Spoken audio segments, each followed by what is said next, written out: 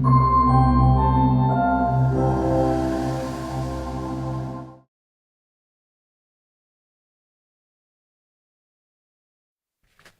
afternoon.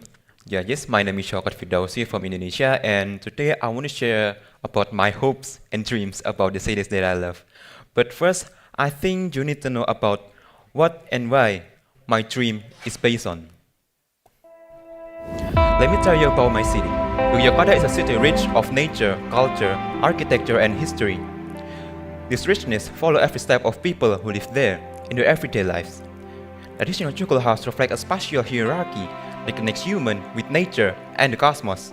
Traditional craftsmanship, batiks, carries philosophical meanings, patterns, and stories that define identity. These elements are not separated. They are organized through a philosophical axis that connects Mount Merapi, the city center, and the southern sea. Located between the powerful presence of Mount Merapi in the north and the vast Indian Ocean in the south.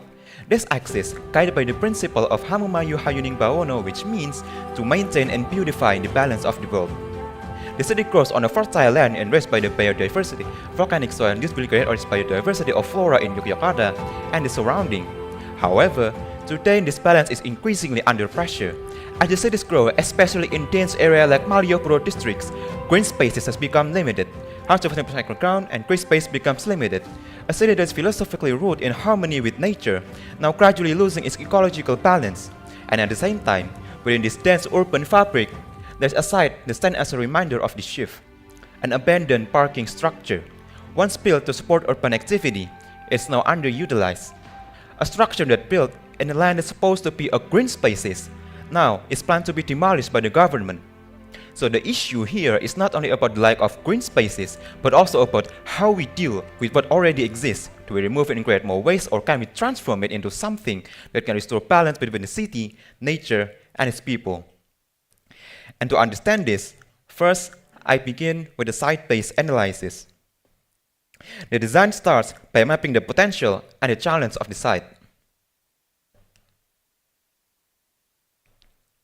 First, the site is strategically located near Malioboro and Tugu Station with a strong accessibility for the pedestrian pathway and the surrounding urban visibility. Second, the site is also located at the busiest district in Yogyakarta city. The Malioboro district is the most famous tourism destination, so the surrounding area will be very busy, fast-paced, and loud. And the third, there's a potential to transform the site into a green public spaces, given there is already a surrounding green belt, but it's unconnected. And also, the site also has a beautiful surrounding from the city view of the heritage building and the Adibra Monument Park, which is the city's monument of achievement. So from this finding, it becomes clear. And the threat is, because the building is closed and unused now, so it can be abandoned, so this building will create a negative presence and a visual degradation in the tourism spaces. So, from these findings, it becomes clear that the site holds both a problem and a potential. And for me, the challenge is not to replace it, but rather to transform it. So from this analysis, I came with the design visions. My dream proposed an experiment. What if the existing big and tall steel structure of the existing parking building is preserved, is partially preserved and not demolished, and transform into a multi-layer park that suits the form and the vertical layering of the existing parking structure and turn into a living ecological museums. And in the future, I also hope at the same time it will help to envision a future where Malioboro district becomes a more pedestrian-oriented district, and its approach can be implemented and adapted to the other urban sites that facing a similar problem. So the first strategy, by adapting to the existing structure, I analyzed that because now it will turn into a multi-layer park, it no longer needs a completely massive steel and ram. Because previously it used for a vehicle load, and then the excessive steel and ram is removed and the remaining is preserved. So the remaining ram is turned into a grand stairs. And the excessive steel is turned into a new attraction by responding to the view to the outside, so it's turned into a viewpoint, a hanging viewpoint to a certain area. Like this one. a satire, a view to Adipura Monument Parks. And to give a new life into this abandoned structure, natural material like bamboo is used as a space shaper to cover the steel column and used as a vertical plant-proof media. And also, bamboo is used to create a facade that showcases and representing the identity of Yogyakarta city's culture by using batik pattern as a facade pattern. And looking at the bigger context, I also designed a roof shading that matched the silhouette of the traditional Joglo houses. So for the summary, the abandoned structure is preserved and the existing steel is turned into a new attraction with the addition of a multi-layer shaded parks. And to breathe a new life, the bamboo is placed to cover the steel column, and also bamboo is used as a facade material.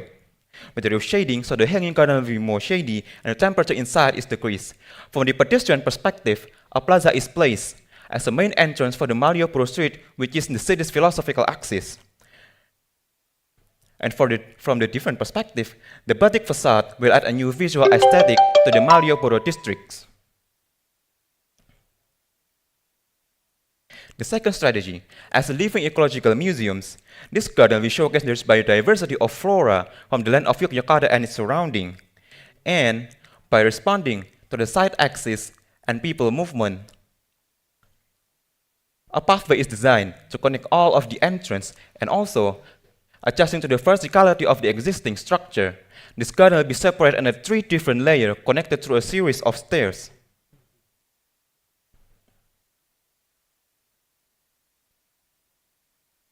Entering the garden, people will be greeted with a main plaza in the main entrance, and also in the inside space, there's a really series of relaxing spots where people can stop and go.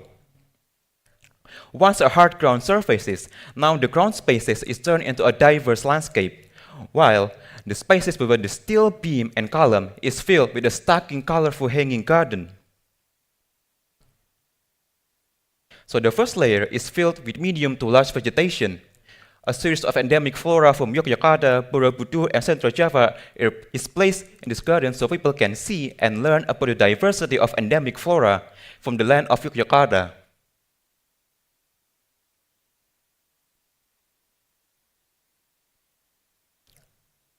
And inside, people can play and picnic under the symbolic endemic trees while also learning and do a mini research about many different species of trees like kelapa gading, gayam, salam, and many more.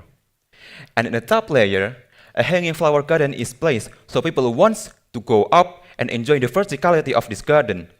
So this top layer is filled with endemic flower like Merapi orchids, so it can be a more complete living flora museums. We are U-shaped sitting on a roof, so this hanging flower garden is a perfect space to escape from the busy city life.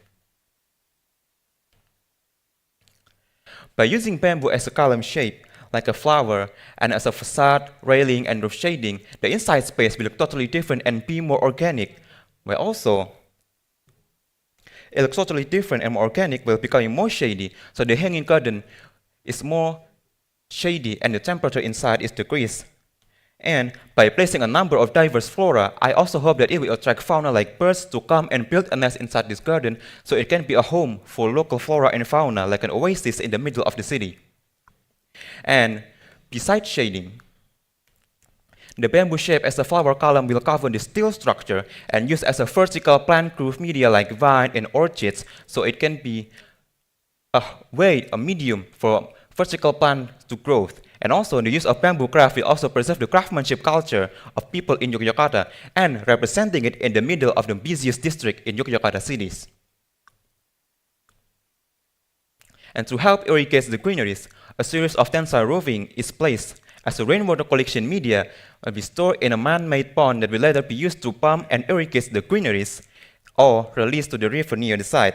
With a combination of water and rich volcanic soil from Mount Merapi, it will create a perfect ecosystem for flora and fauna. And by placing a multi-layer of green area, this garden will now have a more green coverage than it's supposed to be from the original sites. And after a new life is born inside this abandoned structure, I also hope that it will awake an understanding about the importance of knowing and preserving the endemic flora that's constantly decreasing to the heart and mind of people in Yogyakarta cities. And looking at the surrounding context of a green belt and a busy area, this hanging garden will be a new linkage and a place for people to relax, gather, play, interact in the middle of busy Malioboro districts. Located near the train station, this plaza will be a transit place for people waiting for public transport, so they can go from the train station and then wait for public transport in the plaza in this garden. And inside, people can just simply rest, relax, gather and interact with other people, or they can go to the skywalk and viewpoint to enjoy the city view from different elevations. And to mark the identity of this garden, yellow color is used as a focal point that shows the identity of Yogyakarta city itself. And in the future, I also hope that this hanging garden will be a new entrance to Malioboro districts when it's becoming a fully pedestrian-oriented district, and it becomes a new tourist attraction and can be extended to the Malioboro street when it's becoming a fully pedestrian-oriented district. So it can go from being a wasted and abandoned structure into a home for diverse ecological museums. And as a conclusion, this hanging garden is not just simply a park. It's actually part of my dreams that's shaped by an experiment to transform once an unused, wasted, absolute, and abandoned structure into a home for living ecological systems.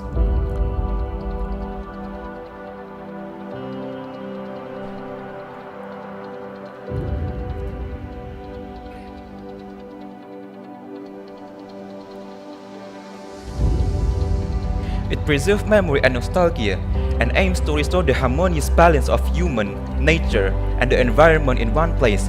And also, it translates the Yogyakarta city's philosophy of Hamamayu Hayuning Bawono into a spatial actions.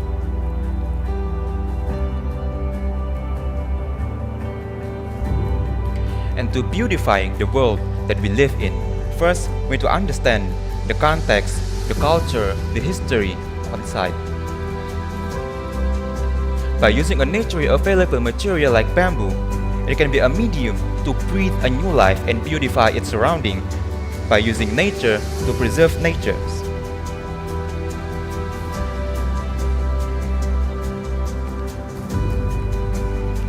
This garden will become a new cultural legacy for people of Yogyakarta by preserving nature with local craftsmanship value.